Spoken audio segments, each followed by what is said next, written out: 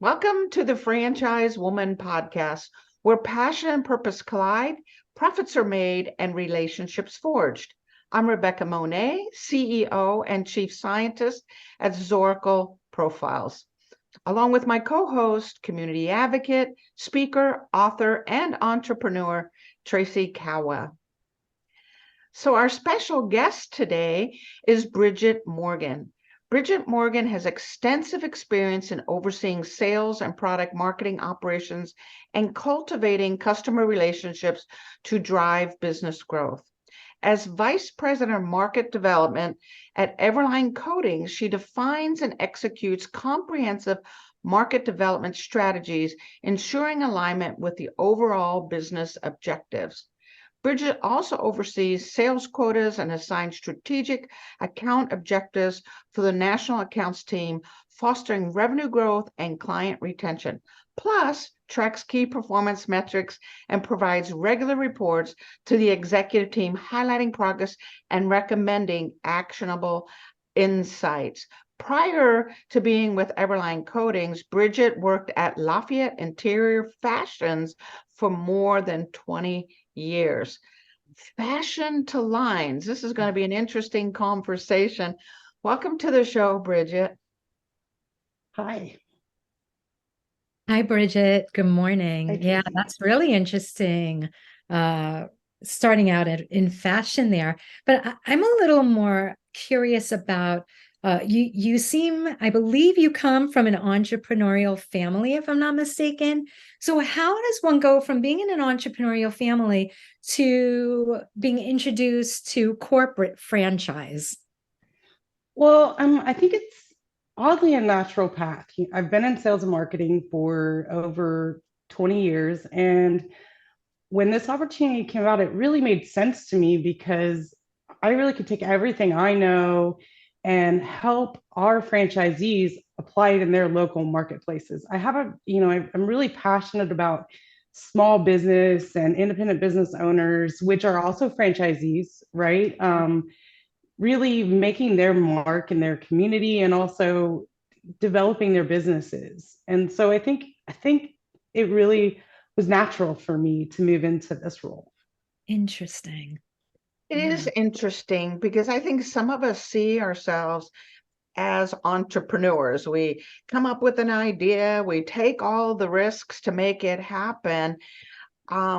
Where you definitely have this entrepreneurial mind, but your focus is on how you can support, advise, encourage, cheerlead, whatever it is, the role you have taken is about helping other business owners get where they want and need to go.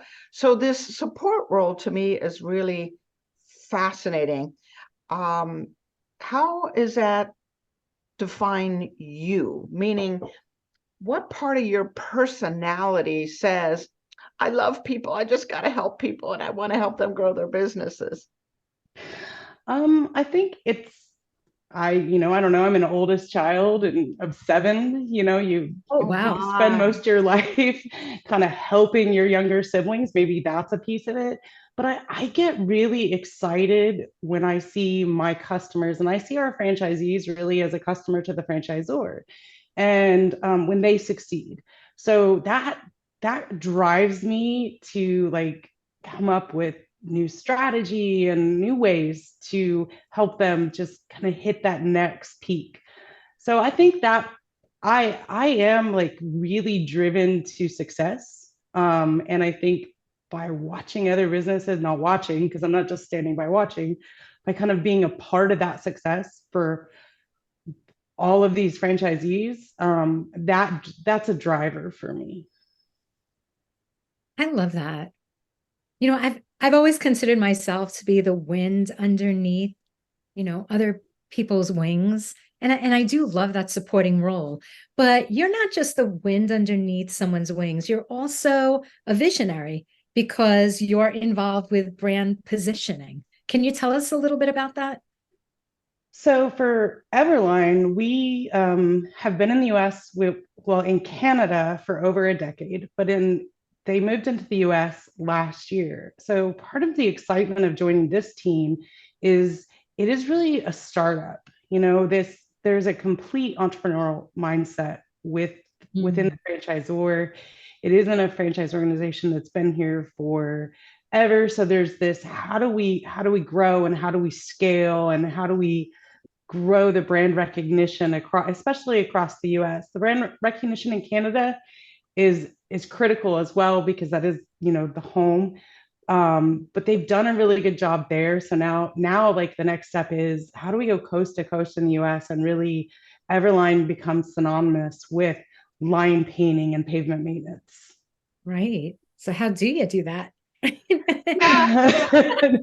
Lots of data analysis. Yeah. So it's really funny. Recently we're in a conversation in one of our executive meetings, and it's, kind of who, like, let's revisit who we are just for a second, take a step, because we are growing so fast. And it's back to the fundamentals of marketing. You really have to do a SWOT analysis. It sounds so crazy. It's like marketing 101, but that's such a constant. And so for me right now, I'm really focused on, okay, this last 12 months in the US, what has resonated with our business customers? Because so many of our customers are property managers in their businesses. We're not selling to the consumer. So what's resonating today? So it's a whole lot of analysis. And then it's okay, let's hit on those messages, review our SEO, review what we're doing, and working with our franchisees and what they're doing in their SEO to make sure that we're hitting what's resonating now that we've got this experience. Data analysis. We love data analysis. It's like, I do so much of that. It's kind of my it's your thing. What do you do? Analyze. You're speaking to the queen of data analysis when you're Yeah. talking to Rebecca about It's so interesting when we truly do mine the data. It's like finding pieces of gold and silver that we didn't even know existed when you really pay attention. So there's where technology, I think, really has had some beautiful benefits, that we can quantify things and then analyze it and come to certain conclusions. I guess my thought on that, Bridgette, is where's the balance, right? Where we're using this left brain data, numbers, statistics, blah, blah, blah. And what about the human element in marketing and in life? Well, I think interesting, you can step back and you can look at the numbers and analyze the numbers, but sometimes you just have to dive in and read what people are saying. Mm-hmm. So, that's something that right now there's things coming, but I don't, a computer can't do for you. Technology can't do for you. You have to really just get in, and who's following, the business on social media. What are our reviewers actually saying? What are the consistencies? And so that human element that's piece of it, is going beyond just what the numbers tell you and really diving into what the people you're selling are saying. I think also making sure that you have a little fun when you're marketing. You kind of hit on the sense of humor, and you're cognizant of what's going on around you is important as well. Because I like to do business with companies that make me laugh and people that I have fun with, right? It's not all a party, but definitely that builds the trust. Yeah. Yeah. That sense of enjoyment, enjoying who you're working for, the people that you're working with, right? Right. Whether it's a vendor, the company you're buying from, your franchisee, or the people in your corporate office. Life has gotten really, in my opinion, serious. And I'm trying to think when the last time was that I really had a belly laugh, especially at a marketing something, because you're right, that levity doesn't just release beautiful chemicals in the brain where you feel more attached to that brand. Let's say when I'm laughing and when you can stimulate some emotion, in this case, joy, and that's associated to the brand, I'm more likely going to check that brand out rather than serious and data. Tell me something that's funny. Tell me something that's adorable. Tell me a great story, something that I can relate to, or if not relate to, laugh at. Right. Or laugh with. It's Yeah, important that that's they're right. laughing with us, right? Not necessarily laughing at us. Yeah. So how do you make lines happy and funny and playful and relatable? How do you do that, Bridgette? Well, there was a great post last week. It was because we also fill potholes, right? So we do asphalt repair. So when's the last time you had to apologize to your vehicle for hitting a pothole? And we've all been there, right? The ever gotten lost in a parking lot? You know, All the time. those all the time, right? Well, when your lines are painted and bright, you're not going to get as lost. So kind of just poking fun at those things that happen to all of us, especially in parking lots. I think we can all relate to the grocery store parking lot, right? It's how do I get out of here? Where are they? Well, what EverLine does is make it brighter so your customer can see the way. Yeah. Neat. That's really neat. It's like making it fun, making it relatable. And you know what? To a certain degree, you have to see the obvious in order to point out things like that, right? Right. Because these things happen every day and we just don't realize it. But when we do stop and think about it, we can actually make a joke out of it.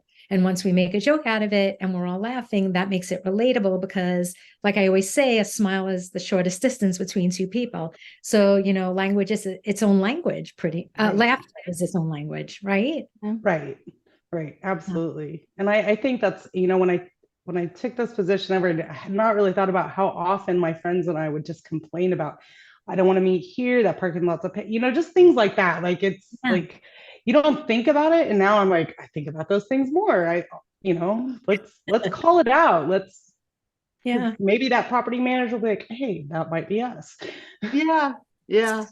Well, and also it makes me feel like as a property manager that I'm not the only one dealing with this. I don't, I can laugh at it. I'm embarrassed that it is that way, but I'm going to call EverLine to fill those potholes and to give me some crisp, clean lines so people aren't bumping into each other or getting lost or whatever. It's so funny. I lived in Mexico for about a year, not quite a year. And I had a little boxy Mercedes when I was living down there. So it kind of stood out like a sore thumb just south of Tijuana, Mexico, which is not the nicest area, right? Anyway, talk about potholes. I went through in 1 year 2 complete sets of tires, simply because of all those crazy potholes. I think you need to go to Mexico next, Bridgette, is what I'm thinking. Well, I will let our visionary know that. There's a lot of potholes down there, I can tell you for sure. Well, I'm in the Midwest and there's lots here too. That's crazy. So Bridgette, this is an odd question. And I've never asked this question before in an interview, but in business or in your personal life, do you have any pet peeves, things that just bother you that you're like, I don't like that. This thing is driving me nuts. I would say lack of communication or poor communication. I think both personally and professionally, when someone doesn't take the time to communicate or communicate well and clearly, I think that's just a huge pet peeve to me. And maybe that's the branding messaging part of me. What do you do in a case like that? So you're trying to get your message across, and there's someone who you're really having a difficult time communicating with. Maybe they're relying on their technology to help relay a message, but it's just not coming across so accurately. What do you do in that case? I think it depends on the scenario. I mean, if you're, if we're talking about, one-on-one communication, there comes a point when you put the tech away and you pick up the phone and have an actual conversation, because so many things can be solved. You might have 15 emails versus one phone call with a follow-up email. So thinking about that factor, I think, from a branding perspective, you really just have to be cognizant of, is the message hitting, and am I going to the right customer? Yeah. Yeah. As a baby boomer, pre-computers, I was in the days of fax machines when you sent things that way, right? And now we got texting and all kinds of, email and things of that nature. A few weeks ago, I got 2 emails from someone. The emails, I swear to you, Bridgette, were this long. Blah, blah, blah, blah, blah, blah, blah, blah, blah, blah, blah, blah, blah, blah. And then and then I respond with 2 sentences, and then a blah, blah, blah, blah, blah, blah, blah, blah, blah. I was worn out just reading these 2 emails. And by the time I got to the bottom, I didn't remember the top, you know. It made me not want to do business with that person, because like you said, had he picked up a phone and said, let's talk about this project, or, had a human to human conversation, A, I would have got to know him better. And B, we would have been communicating. We would have been on the same page, rather than me having to spend an hour to read 2 emails. As a CEO, and same way with franchisees, they're busy. They're running businesses. So there's got to be other ways than heavy technology and long emails. At least that's my opinion. I think email is important in that you can make sure everybody's on the same page, so to speak. But I think it's if the running TLDR, too long didn't read. I years ago had a salesperson who was always famous for sending me 14 paragraph emails, and it was probably like 5. But I would constantly say, I need 1 thought, or give me 3 bullet points on what you need answered. Just, it's not that I'm too busy for you. It's just, I need to get to the meat, right? When I'm reading an email because we all get so many emails that you tend to read the first paragraph and move on. You miss the salient point in that email.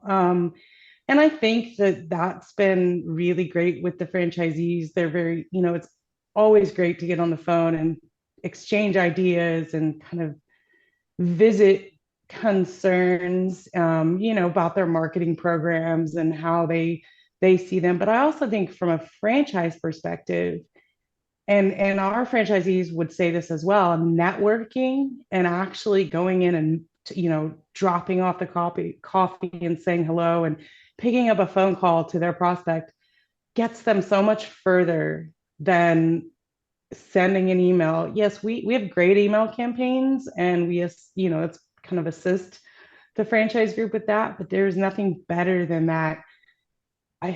Picking up a phone, hey, I sent you a quote last week, especially because we are business to business. So their customers are busy just like they are, but a relationship is critical in our business, in that, we want that year after year service. We want to come back every year and, do maintenance on their parking lots and repaint their lines. So human interaction is critical to that. Relationships are so important, building relationships, maintaining relationships, the same way we maintain the parking lot. We've got to maintain Right. that relationship in order to maintain that parking lot. But I want to shift for a second because something funny just popped in my head. I once I once read where Karl Lagerfeld, you know who that is? He was like Yes, Chanel's yes. designer, then he had his own design line. I once read where he told a magazine on an interview that he would go to sleep and wake up and he would have dreams in one night. He would have dreamed about the whole fall line or spring line. He would have had that main vision for the line. As a branding and positioning expert, I know that, there are times that you have to think about what's next, right? Right.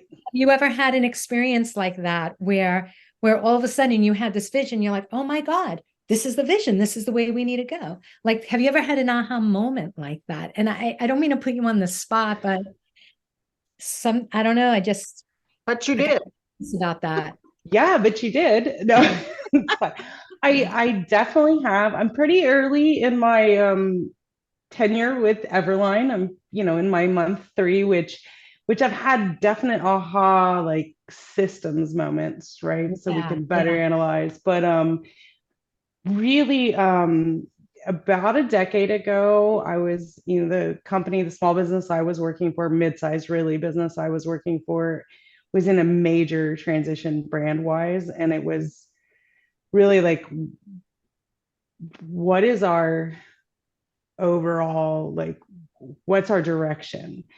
And I definitely, because we had been so fractured in, like 5,000 SKUs and, so many Wow. products. Yeah. But it was that just sitting there one day, having a cup of coffee with my merchandising director, and just looked at her and said, wait a minute, people don't buy from us because of our product. They buy from us because of us. Yes. Oh, I just got the chills. I literally just got the chills. Oh, so it was everything from that point forward was who are we, like, and who's Lafayette, and Yeah. where's the product made, and what is the relationship potential? I And that really, as a strategy, worked well for us. Yeah. Yeah. At Zorkel, we call that relationship sales strength rather than consultative or competitive. That you, especially when you have something where someone can come back again and again and use your services, that's not a wham bam. That's a relationship sale. So the focus should be on, look at our cool relationships, and we'd love to have a relationship with you too, and making the time to stop by and bring donuts, or send a birthday card, or reach out by phone, because it's a relationship where someone needs you again and again, and they're going to select someone that they like and that they have a relationship with, rather than on price, right? They're going to Right. make a decision based on, I trust this person, and this person cares about me and my business and my potholes and my And my potholes. and And my the potholes. customers, And my potholes. want to come to my parking lot because, like, they know where they're going. Yeah. I had a franchisee recently say to me that his marketing efforts, the ROI was not found in that first sale with a customer. It was found in the second, third, and fourth visit out. And he's so right in that. It really isn't about the first time. Yes, that one sale may have paid for the initial marketing effort, you hope. But it's that second, third, fourth, year after year service that you're providing that's really going to, over the course of time, give you true ROI on your marketing efforts. Yeah, that's a great point. Agreed. So, Bridgette, I know you're 3 months in and you're already super excited about this brand. So you're seeing potential. You're seeing the yes. future where Everline is going and where our franchisees are going. When you look into the future, or Everline looks into the future, what's it look like? I mean, are we just going to have domination in the world? Are we going to bring in other products and services? What are we going to be doing? I think right now we're at 62 locations across the US with over 270 territories. And you mentioned early on that I'm also in charge of national accounts, which Mhm. is so, it's really important to the success of the overall system because for what we do, for us to be able to go to a national client and say, we can service your locations coast to coast. So you look at the 3-year vision, and really that's, the goal is to be in every major market and be able to service and have the system coast to coast in the US, making our way there. Beyond that, we do have that interesting, you can't paint lines in the winter, right? So it's, how do we look at our other service areas that we're offering and really expand upon those and make sure that our customers know, yeah, we did your parking lot, but did you know we can do your warehouse lines? A lot, it's not always associated with Everline at first. So that's a huge focus, especially as we're rounding into the end of third quarter for us is, how do we start to really make an impact on the interior line safety market as well? In concrete, we do a lot of asphalt, and we are getting ready to launch like full concrete services. So in the Southwest, that'll be huge. There's a lot of concrete. Mhm. So, Bridgette, having worked with franchisees, Mhm. what would you say to somebody who is thinking of, getting into the franchise business, coming on board? What, what kind of advice, what kind of wisdoms you have? I would say do your homework and do really do your homework. I think there are great opportunities, um, but also be prepared prior to becoming a franchise to really understand what that first 12, 24, 36 Yes. months looks like. Because I think there's this, anytime you start a business, and especially in a franchise, you look at the costs, what it's costing me to get into the franchise, what potential equipment, but you're not looking at all the little outlying costs always of, what's it cost to put my name in the market, to really have a robust marketing plan so people know I'm here. And that's so important to a business in the first 3 years. Good point. Very good point. Thank you. Yeah. Yeah, I read a book sometime back. I'm trying to think if it was Michael Gerber's book, The E-Myth, or what it was, but basically said that first 18 months, 80% of your time and effort should go towards marketing. And in your business, because it is a repeat business, you Mhm. put in that effort up front. You're not constantly having to sell later. You're going to be adding business, but you're also going to have a steady flow of business from customers you already have. And a So good franchisor really gives you a system of like when and how to market too. So kind of paying attention to that system and making sure that system is in place. Because I think understanding that, especially in the seasonal business or cyclical business, which most businesses are, you kind of have to know, you need the experience of your franchisor to who am I marketing to when and how.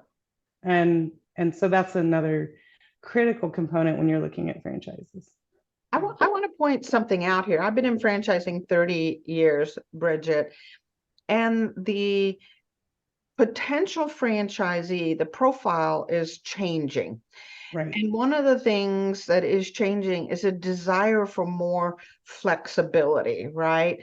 Where I'm not working 50, 60 hours a week, but I have some flexibility. So these businesses, those that you're listening in, like Everline, where it is seasonal, these are actually attractive to many people, right? That we can make a good living during this time. And of course, Everline is still putting some things together for the off seasons. But for many folks, that's what they want, right? They want a business they can do in a shorter period of time so they can enjoy travel or time with their family or whatever else they're doing, right? So I love the flexibility of this business model that you can go either direction. So it's not surprising you're growing so fast, Bridgette, here in the US. And like I said, don't forget Mexico. They need you. Okay, I will keep that in mind. Yeah, just back of the head there, okay? I can tell you, after a year in Mexico, my car was worth $385 because the whole suspension was gone. It was a bad scene. Bridgette, if folks wanted to get hold of you or learn more about EverLine, how would they go about doing that? We actually work with Franchise Fastlane. So, or they could also go to our website at everlinecoatings.com and fill out a form on learning more about our franchise opportunities. So, and fast lanes would be fastlane.com. Is that how we would get hold of Franchise Fastlane? Franchise Fastlane? That's right. Yeah. And then, okay, great company you're working with. All right. Thank you, Bridgette, for taking time today. I really appreciate getting to know you better. Obviously, I had great reviews from Greg and says, you got to have Bridgette on the show. So thank you for coming today. Well, thanks for having me. It was fun. It was fun chatting with you ladies. It is fun. Tracy, I'm going to turn things back to you. What popped up in your beautiful head? You always have this beautiful wrap up of our guests. So what are your thoughts on Miss Bridgette? Thanks, Rebecca. You know, Bridgette, it's interesting because talking to you, I just didn't realize that have only been there in that role for 3 months. And I'm seeing you as this perfect combination between listening, hearing what the franchisees or, the people around you are saying, and also this visionary of what could be and future possibilities. So I really like that.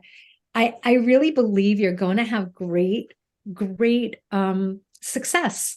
Like, I don't want to call it luck because it's not. I think you're going to have, great blessings, great success in merging those two, being able to really listen and communicate effectively, as well as that creative element that you're going to be bringing in. So I have no doubt that we're going to have you back on in about a year, and you're just going to be telling us all about the amazing things that happened this year.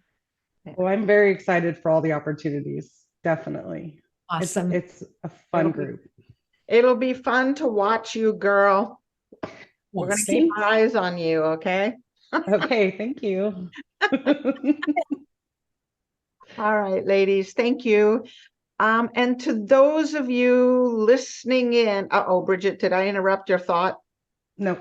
Oh, I thought I interrupted a deep thought there. For those of you listening in to the Franchise Woman podcast, where passion and purpose collide, profits are made and relationships forged. We appreciate you being here. Share this interview with your friends, and we'll see you next week on another episode. Thank you.